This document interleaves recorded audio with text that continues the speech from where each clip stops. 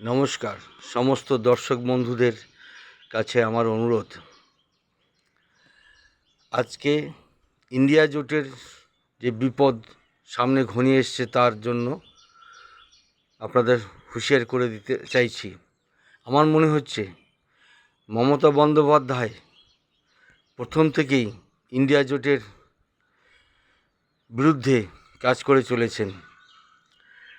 তিনি অবশ্যই পিছন থেকে ছুরি মারার চিন্তা করছেন। না হলে গতকাল তিনি কি করে বলেন যে আমি ইন্ডিয়া জোটের বাইরে থেকে সরকার গড়ে দেবো? এতে বিজেপি সাহস পাবে কি না? বিজেপিকে সুরাহা একটা সুন্দর রাস্তা করে দেওয়ার জন্যেই 3টি ভোটের আগেই উনি এইসব আজে বাজে কথা বলছেন। তাই বন্ধুরা সাবধান। নমস্কার।